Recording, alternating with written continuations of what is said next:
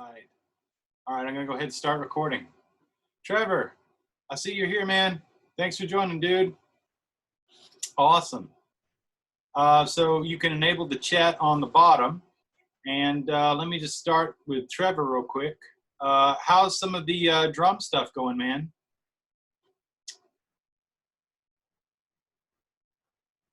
Okay, maybe he stepped away because I just see his name right there. So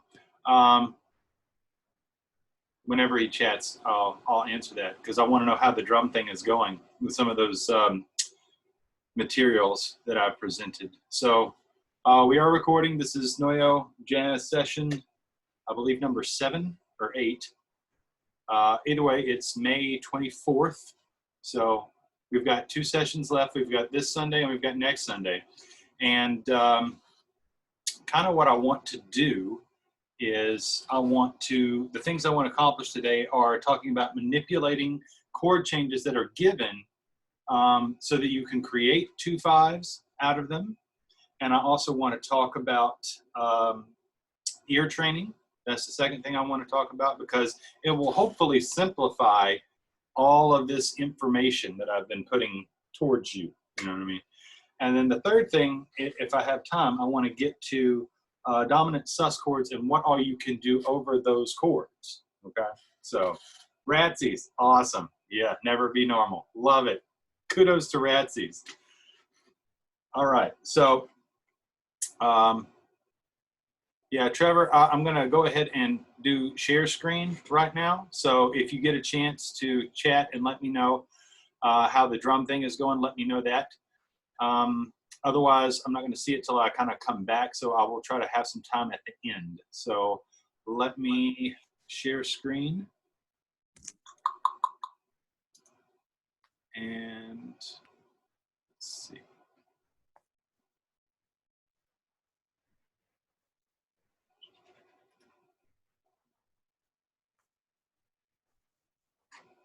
Where is my, okay, hold on. My little thing is not popping up. Let's see. There we are. There we go. Yep. All right. Share that screen. So, hey, Trevor, what's happening, man? I'm doing pretty good. Good. So let me ask you why I got you on video now, finally. How is the drum materials coming along? I've been kind of in like a drum drought because Drum drought? Yeah, I drum in a lot of different places and most of them are closed now. So yeah. I'm super rusty. But my church has announced that they're opening back up in like 2 weeks, and Gotcha. I play drums for them. Nice. So that'd be really nice to just rub the rust out, just be able Absolutely. to play so I can get myself better. Because I personally haven't played drums for a little while. Because usually I go to someone else's place and I practice all day. I hear you. I don't personally own one because we don't have much space in any of our rooms. No, I got you. No, that's totally fine. So let me ask you this. Do you do any vibe work as well? At school, kind of. But usually I'm not put on vibes. I'm usually on like timpani. Oh, I see. I just meant in like an improvising capacity, like where you, for like the jazz band or something like that, are you more of a kit player or do you do vibes too? We do vibes, but only if we can't have somebody on kit. But most of the time, my director puts me on controlling all of auxiliary instead of bells, because we have one really good bell player, and his name is Aaron. So I just usually do auxiliary, like shaker or tambourine or cowbell, and sometimes almost all 3. No, that's fine. So I guess whenever you do get a chance to get back to the kit, you know, utilize some of those drum materials that I gave you for the jazz thing. And then I don't care if it's like in the middle of September, man. Like if you get there and you have a question, feel free to email me. That's what I'm here for. I'm here to help all y'all out, you know. And if something like you're really proud of getting something down, share that. Like videotape it or audio record it and share it with me. I'd love to hear it, man. So yeah, definitely. So we have, that's what I was saying to Eli, we have 2 sessions left. We got this Sunday and next Sunday. So what I'm trying to do is I'm trying to wrap up some idea of some chord manipulations. And, you know, Trevor, I just also want to throw this out there to you, man. We've been recording all of these sessions and then putting them on YouTube. So if you got a chance, you know, to check them out, you can go back and you can re-listen and stuff like that. So that, I always feel like that's helpful, you know, rather than just like one masterclass in person, then you've got to try to write down notes and try to remember and all that. No, it's all logged in, it's all recorded, it's on the NOYO webpage or the YouTube channel. So yeah, awesome. All right, so today, like I said, I want to get to chord manipulations. Now, what does that mean? That means that, let's take a look at what's on the screen here. It says Oleo, right? Now, this is one of hundreds of tunes that are known as rhythm changes, right? And rhythm changes means that they all come from the standard written by George Gershwin, I Got Rhythm. So they just kind of slanged it down and said rhythm changes instead of I got rhythm changes, right? So they're all the same changes, which is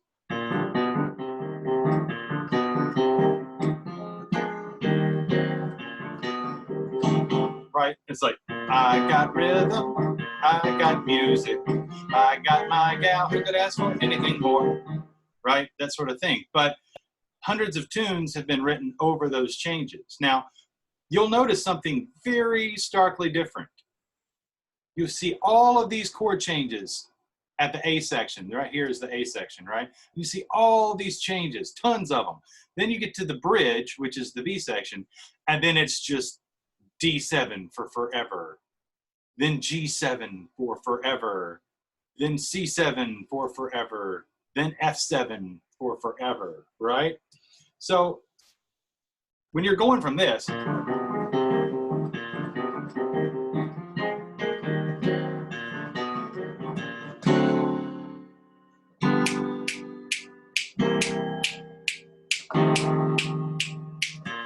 then it's like, so there's this like, you're shooting up to space, everything is like stair stepped, and then it's just like, and you're floating.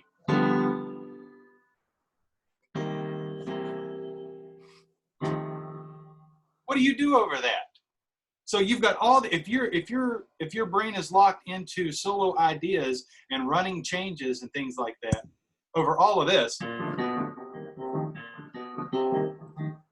and you're good, you've got 2 5s in there, you've got turnarounds, and then you come to this.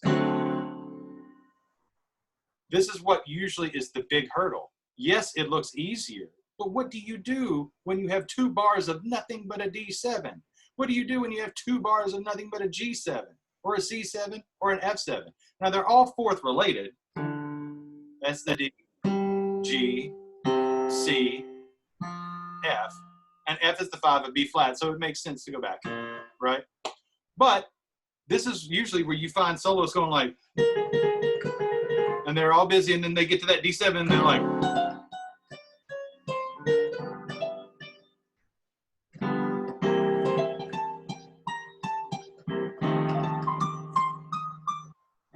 and then they start going, right? So the idea is like, if you think more vertically, like what we were talking on that first part of kind of dealing with 2 5 progressions, here's something that can help you out. So you have D7 for 2 bars, right? Now, rather than just think of that for D7 for 2 bars, this is where we start manipulating things. So right here, if we put in this second bar, let's see, D7, right? Then if that's a 5, how do we make this a 2 5? So what would be the 2? And by the way, this is all rhetorical because I can't really see any chats. So not when I've got the screen share on. So if your mics are on, what would be the 2 if D7 is the 5? Anybody? A minor 7. Very good. You win the Jeopardy. So now look at what we have. We have a 2, a 5, and that would be the 2 5 of what key? G, which is right here. It's amazing, right? So tonicizing, we are in the key of G right here. So instead of going, now we've got, now let's take that exact same logic and we're going to put the G7 right here. In fact, why don't we do that for all these? We're going to put the C7 right here. And we'll put the F7 right here. Okay, so let's retonicize for a minute. So if G7 is the 5, what would the 2 be? Right here. Yeah, just keep that mic handy. D minor 7. D minor 7. Blam. Now, if C7, going on that same logic, if C7 is the 5, what would the 2 be right here? G minor 7. Bingo. Cooking with gas now. And if F7 is the 5, what would the 2 be? C minor 7. Bingo. Whoop. Not my own minor 7. There we go. All right. So now look at what we have here. We have this nice, easy transition. Let me get my highlighter. From this D7 to this D minor 7. So now it only becomes a 1-note shift from the F sharp, which is the 3rd of the D7, to an F natural and the F minor 7, right? Right. So now we have a whole bridge of 2 5s. So let's hear how that would sound in real time.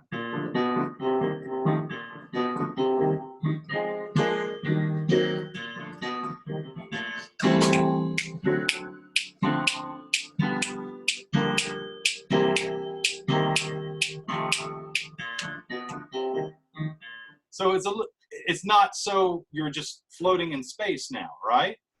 Now you've got a little bit more ideas, and now instead of just going,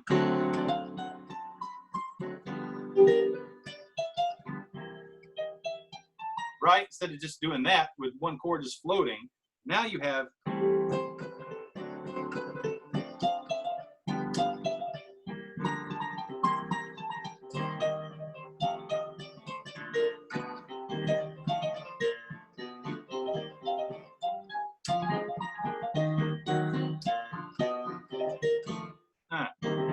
yeah, I'm a saxophone player. So, but you see what I'm saying now, right? So we have manipulated that to where you can now have 2 5s. So let's take it one step further, right? Now that we've manipulated that, you don't have to necessarily do that.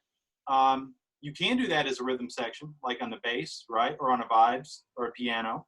But the point is that if you're soloing, you can still implement these ideas over your chord changes. So I just did that lick, that 1 2 5 lick, right? So now let's say that the piano player is a very basic piano player, or the guitar player, whoever's laying the chords, right? So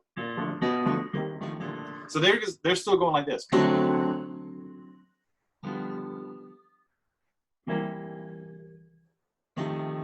And you can still go.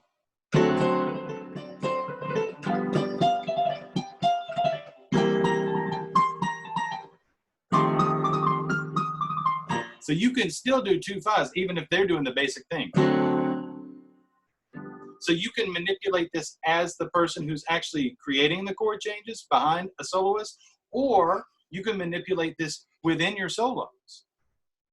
So it goes 2 ways. You see what I'm saying? As a soloist, you can do it this way, or as a rhythm section player, you can do it that way as well, okay? Either way. Now, let's take it an additional step further, right? Because that's what jazz is all about, is choices, right?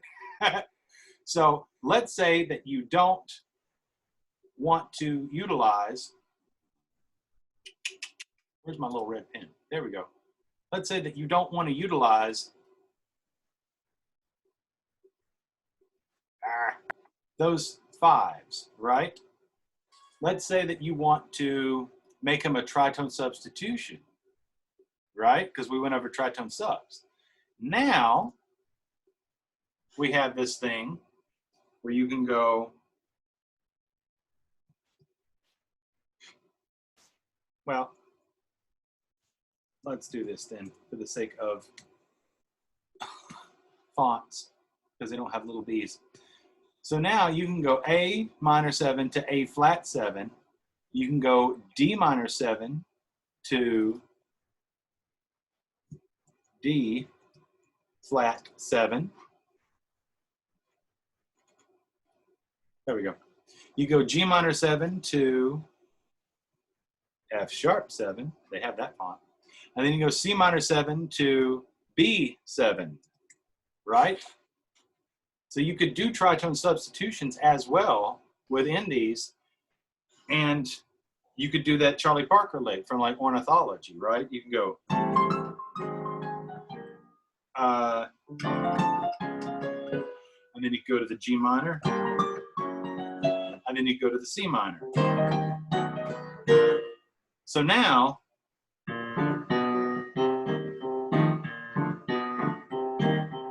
got the A section.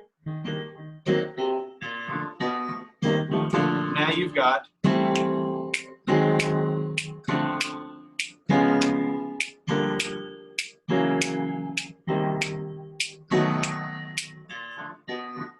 got a whole different set of things going on, which is kind of cool. So there's a lot of options that you can do within this, okay?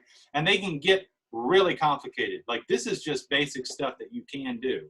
They can get really complicated. Like Coltrane's got his own set of changes over the bridge for rhythm changes that you can do as well that kind of utilizes that Coltrane cycle, you know what I mean? But we're going to get to we're going to touch on some complicated things. Right now, I just want to give you the basic idea of what you can manipulate.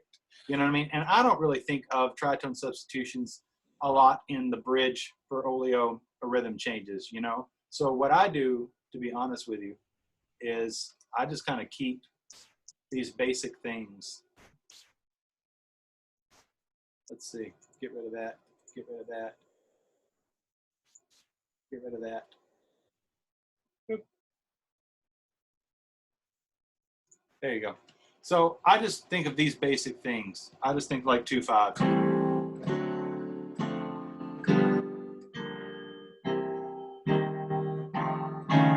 And I might do a tritone sub at the last one as a B7, going back to the B flat. So yeah, that's a very common chord manipulation. Just because you see like there's a static chord change, right? So anytime you just see like one chord change over and over like that, like D7, G7 for 2 bars, especially when the top is so busy in this A section, that's a good time. If you see something that's night and day different, that's a good time to use chord manipulation. A, if you're the soloist, or B, if you're like the rhythm section, okay? Now, let's take another quick example here in Cherokee. This is Cherokee. This is a big bebop standard. And you'll notice that the bridge, let me get my highlighter here. The bridge is full of 2/5s. You've got 2/5 to 1. You got another 2/5 to 1. You got a 2/5 to 1. You got another 2/5. And then this is essentially a 2/5, even though that's a augmented dominant, okay? And it's still 2/5 to this one right here. So what I want to take a look at is, let's look at this. This really, you're looking at this and the only 2/5 you see is that one. So how did you go from a bridge, right, that's got 4 or 5 2/5s in it, to the last section that's only got 1? That doesn't make sense, especially when you know that the 2/5 language and improvising is very essential to bebop licks, whether that's horizontally or vertically, as we've discussed, you know, in the past, right? So you've got this sound of 2/5s here.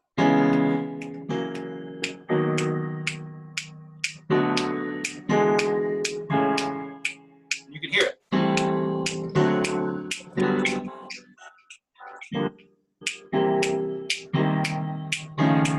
And then, so there's 2/5 cities, and then you've got this for the end.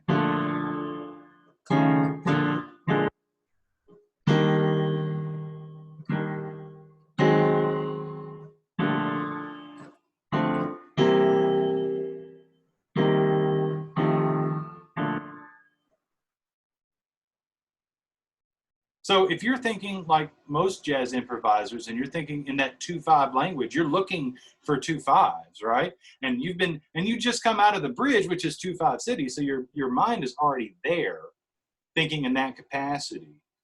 You come to this and you're just like, and you're kind of noodling, you're fumbling, you know what I mean? Unless you know what to do. And trust me, Cherokee is one of those tunes that gets called all the time. Because Clifford Brown did it, Charlie Parker did it, everybody does it, you know. And usually it's burning. So it's like, dum, bum, bum, bam, dum. So yeah, that bridge to the second part usually goes like this.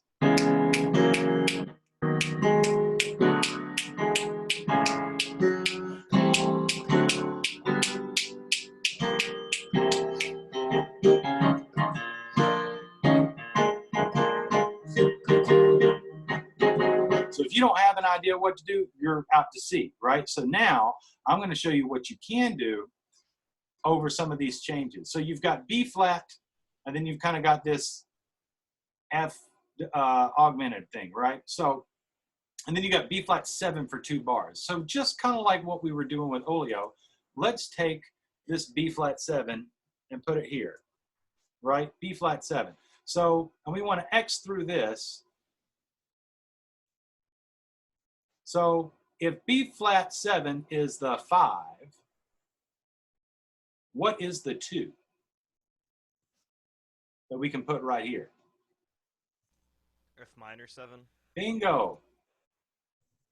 F minor 7. All right. Now, we've got E flat major 7 for 2 bars. And then we have an A flat 7, right? For 2 bars.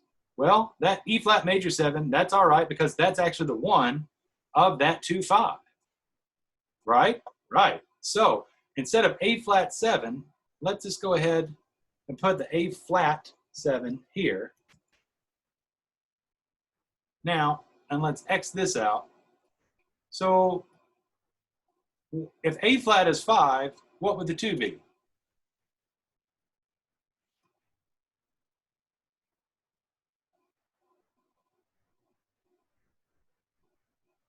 Yeah, this is where you got to know that theory. Flat. Say it again.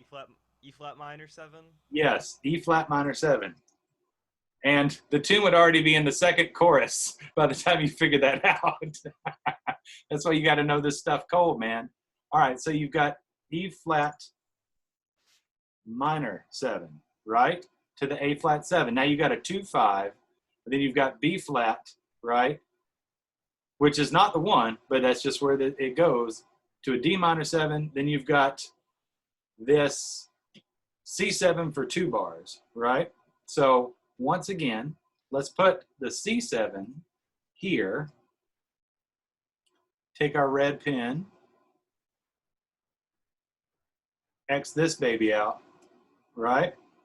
Now, if C is the 5, what would the 2 be?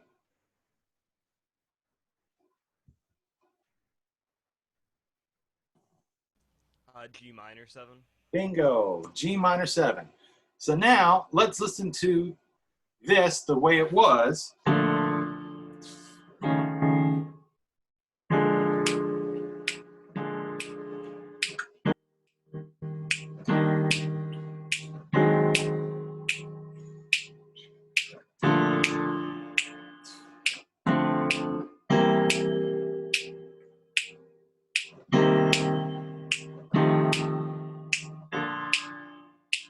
Right? Now let's listen to our alterations to it.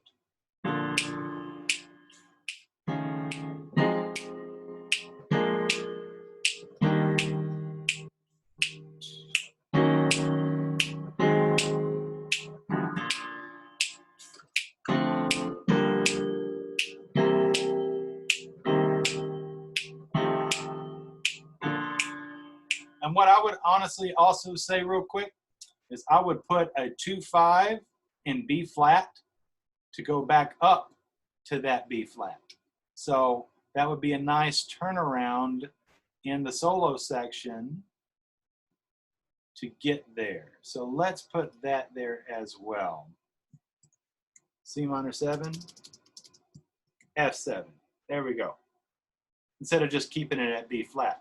So now we have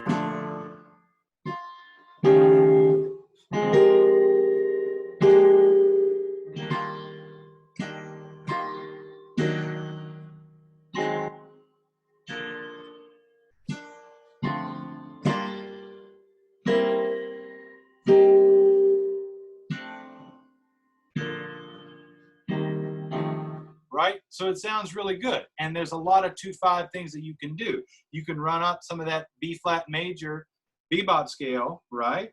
And then you've got your 2/5 E flat major bebop scale. And then you got a 2/5. Back to the B flat major B flat major bebop scale.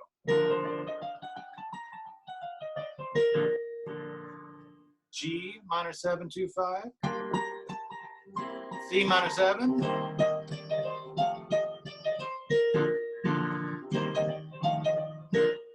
So now, through your manipulations, you can utilize this just like Oleo within a soloist capacity or within a rhythm section if you want to have more choices to walk bass lines or to comp chords. You see what I'm saying, right?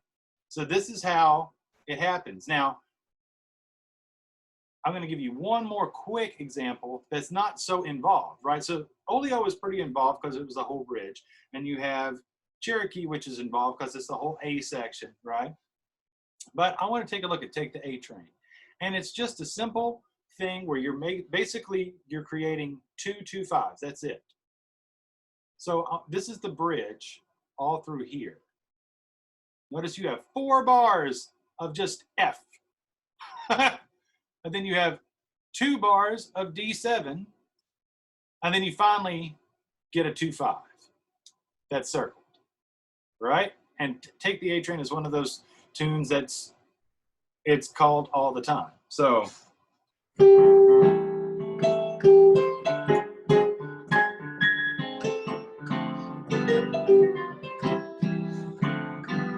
and see right there, I'm even putting a 2/5 in C, even though it's not listed. So I'm going D minor 7 to G7 right there to go back.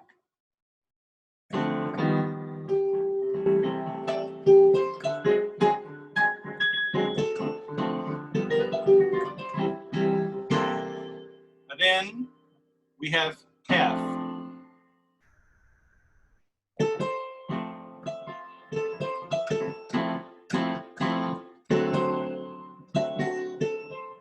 Here's your 2/5,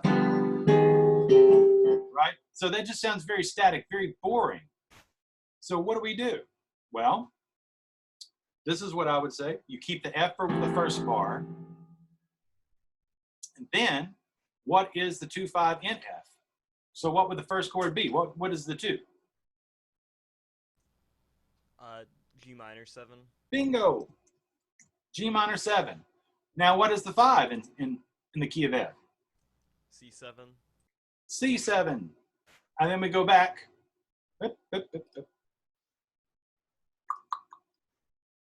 We go back to F. So that's actually how I would look at it. Because now you can either do things if you want to stay in F in the F bebop scale, or you have a 2/5 option.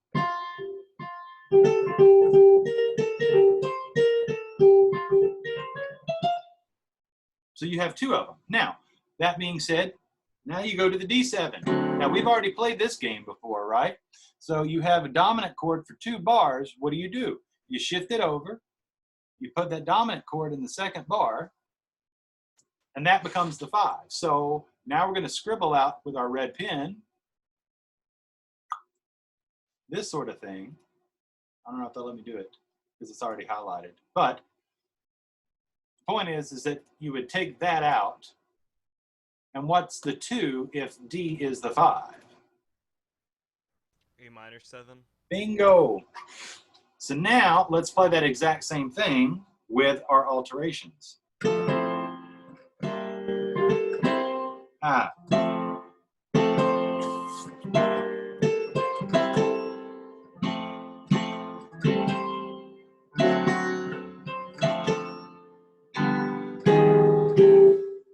Right?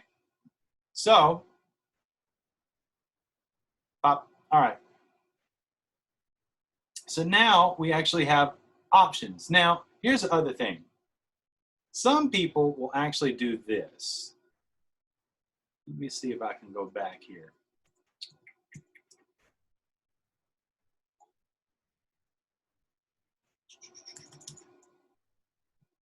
They will make that an F, and then we'll make this a 2/5 in one bar. So you have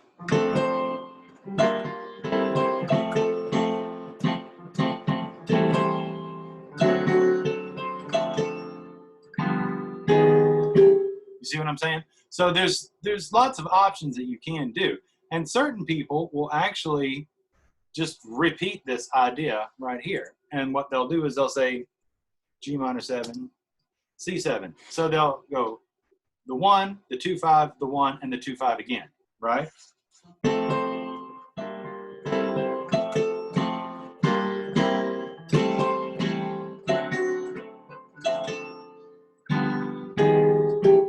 So you see what I'm saying? It's just very small, but it helps kind of break up that monotony of just an F chord for 4 bars or a D7 chord for 2 bars. You see what I'm saying, right?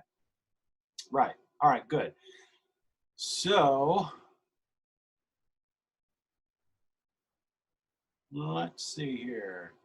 Oh, wait, there's chats. Okay. I can see the chats. Good. So when I was arranging a song with rhythm changes, I added 2/5s in the B section, starting at F7 on the last bar and then doing a chord every bar going back. Yeah, so you're doing the backwards thing, right? Okay, sorry, I'm just now seeing all of this. It was flashing. So to answer that question, yes, you're doing the backwards theory option, Eli, which is exactly what Coltrane was doing, right? So going back to F sharp 7 minus 7 flat 5 for the first bar. Could you do that as an option for 2/5s? Absolutely. So you're saying you're going.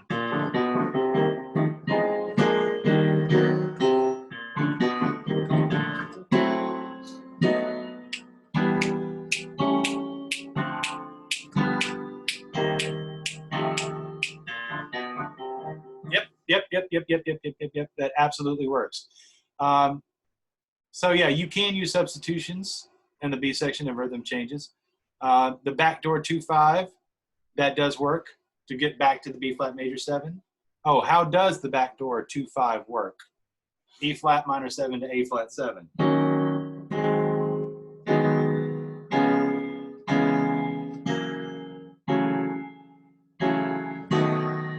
Like that. So basically, you've got E minor 7 to A flat 7, right? And then you would go A flat minor 7 to D flat 7. Then you go D flat minor 7 to F sharp 7, F sharp minor 7 to B7, and that B7, that B is the tritone of F, which means you can go right to B flat. Does that make sense? Yes? Okay. So basically you would go.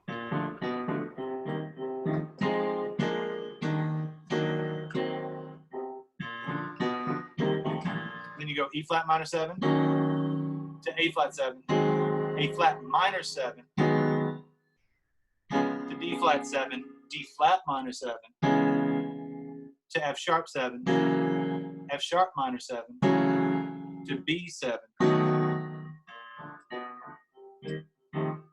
See what I'm saying? So yeah, you could do that. Thank you for taking the A Train example. That I played that tune. It'll be good to get some variation. Absolutely, it will help break up that variation very much so. On the 4th bar of the A Train in the B section, could you use the E minor 7 to A7 to lead the 5th bar? The backdoor 2/5 in Cherokee. On Take the A Train? For which one? I don't know. I'm looking at that last text, that last chat you've got right here. I was asking. So I asked how the backdoor 2/5 worked, but like the one in Cherokee where it was just like so E flat. So I got when you were like linking chromatic 2/5s, but just like so straight E flat minor 7 in one bar to A flat 7 in the next bar to B flat major 7 in the other bar. So like just in 3 bars. Okay. Like So you're going saying like going straight from the A flat 7 to the B major 7, or B flat major 7. Okay, you're just talking about, see, no, I thought you were saying, how do I get to B flat major 7 from the E flat 7? That's why I was doing that kind of string of 2 5s. Oh, sorry. Yeah, no. It's all good. So, yeah, basically you take every dominant, like you just gave me that E flat minor 7 to the A flat 7. Now, then you take every dominant subsequently afterwards and you make that a minor 7. Does that make sense? And then that becomes the 2, and then you do another 5. That's why you go from the E flat minor 7 to the A flat 7. And then that A flat dominant you turn into a minor 7. And then that becomes the next 2. And then what is the 5? D flat 7. And then that dominant, D flat 7, becomes a D flat minor 7. And then you do the 5 to that, which is F sharp 7. And then you do the minor, you flip that dominant to minor. So that becomes from F sharp 7 to F sharp minor 7. And what would the 5 of that be? B natural. And then that is your half step getting to B flat major. But if you're just doing that in like 3 bars, like going straight from the A flat 7 to the B major 7, or B flat major 7, like that, like that's the thing that was confusing me. Yeah. Oh, you're talking about the Cherokee, not an Oleo, right? Yeah, in Cherokee. Okay, 2 totally different things then. Yeah. So you're talking about right here. Yeah, that bar. Okay, yeah. Because I've seen that before. No, totally. And what it is that this is just the chord changes. Like this is just the song, you know.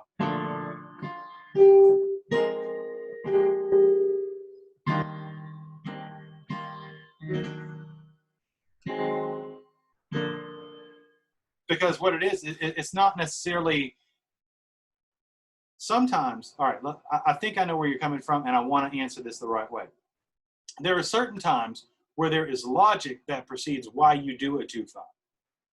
And then there's other times that you just see a dominant for 2 bars, like what we have here. Let me highlight it. Like what we have here, it won't let me highlight it. There we go. Like what we have here, right? You just have an A flat 7, Eli, for 2 bars. So you just don't want that kind of staticness, and you want to break it up. There's not saying that it needs to go to a D flat here.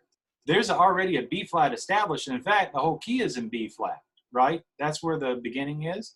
That's where the ending is. So you're just breaking up that static chord of a dominant chord for 2 bars and creating a 2-5.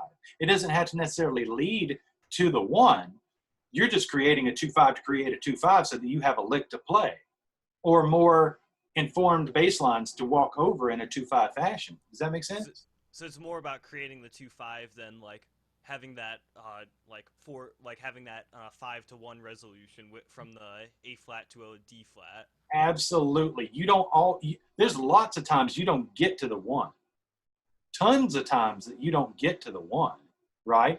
Which is actually a great segue into what I'm going to do next. But this thing is telling me I have less than a minute. So what I'm going to do is the thing is going to run out, and then I'm just going to revamp the thing for a part 2, because whenever you have a couple of folks in on these Zoom meetings, you only get 40 minutes. So what I'm going to do is, I don't think I'm going to be able to really get to a lot of the suspended stuff. So what I want to do is I want to talk about some of those 2-5 things, and we'll pick up right there, okay? So I'm just going to go ahead and stop this meeting, stop share. Yeah, I'm going to stop this meeting, end it, and then I will start the next one, okay?